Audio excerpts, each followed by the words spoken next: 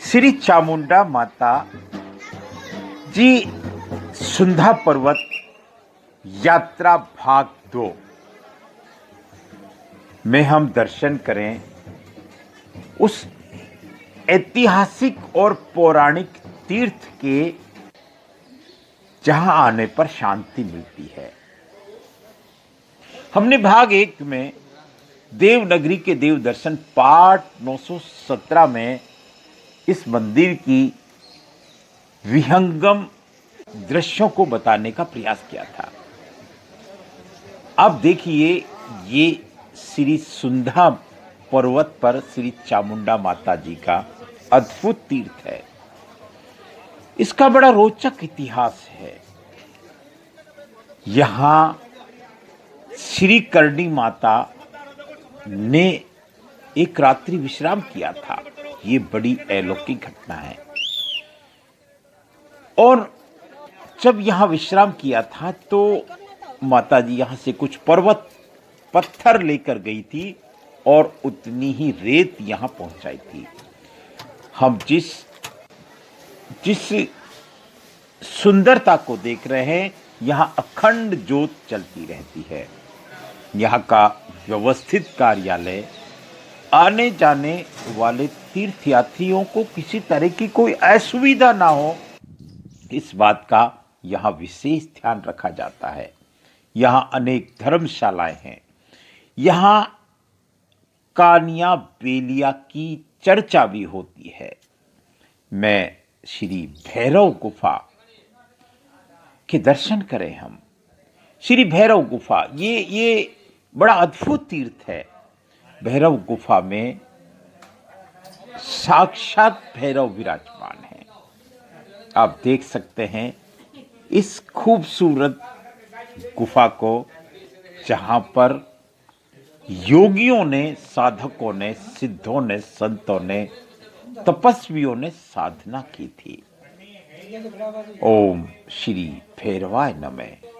ओम श्री भैरवाय नमः।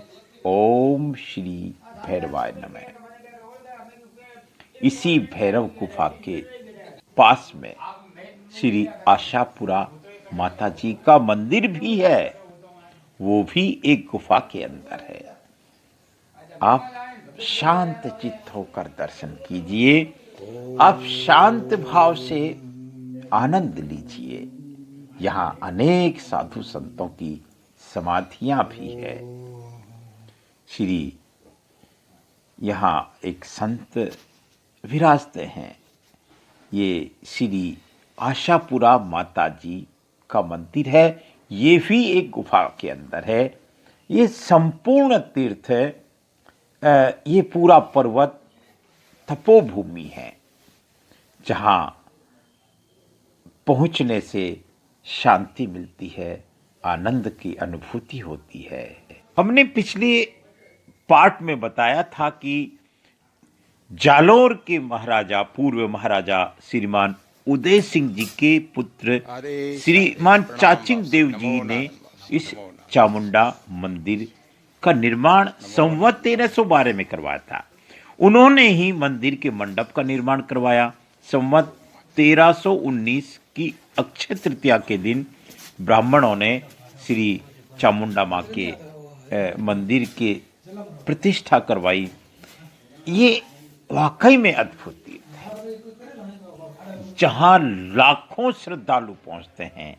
हम उन संतों के भी दर्शन करें। उन संतों की यहां समाधियां हैं, जिन्होंने इस स्थान पर रहकर साधना की, आत्म कल्याण और जगत कल्याण के लिए भजन किया, तपस्या की। यहां रहकर उन्होंने परलोक साधना की, हम ऐसा मान सकते हैं। उनकी यहाँ समाधियाँ हैं।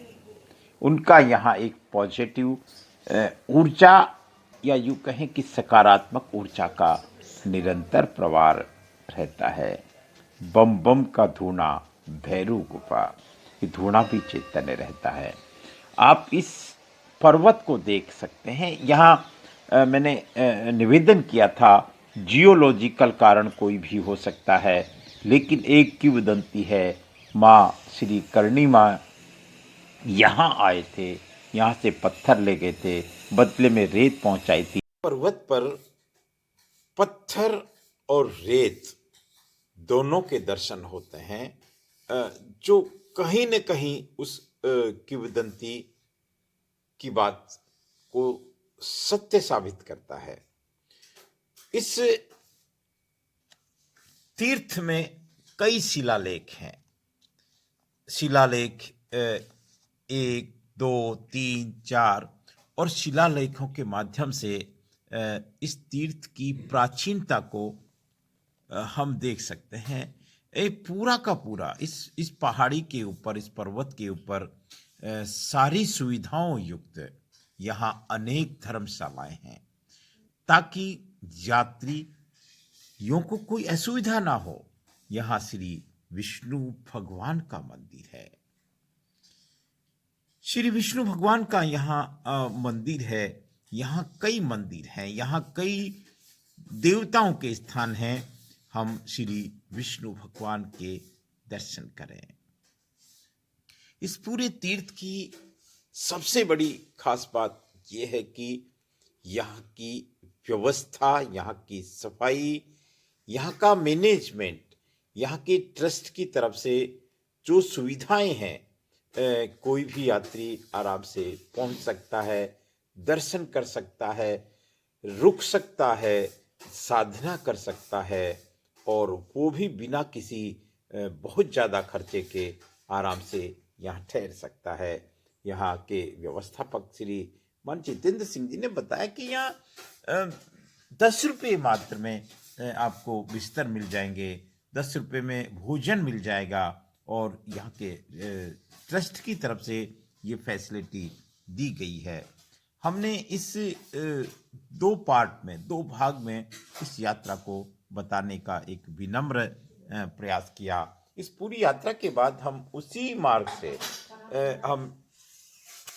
हम उसी रोपवे के मार्ग से हम नीचे उतरे, और उसके बाद हम हमारे नियत स्थान सिरोही टेम्पल्स का जो मुख्यालय है, देवनगरी सिरोही, वहाँ पहुँचे।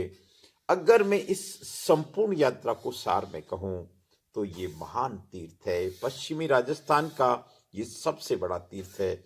जालोर की ये सबसे बड़ी धरोहर है। राजस्थान की सबसे बड़ी धरोहर है। मैं राजेंद्र नरूका। ये इसी तरह के वीडियो आप तक आते रहेंगे। आप देखते रहें देवनगरी के देव दर्शन, एक अनंत की यात्रा, एक आनंद की यात्रा, एक दर्शन की यात्रा, एक संस्कृति की यात्रा। नमस्कार, प्रणाम।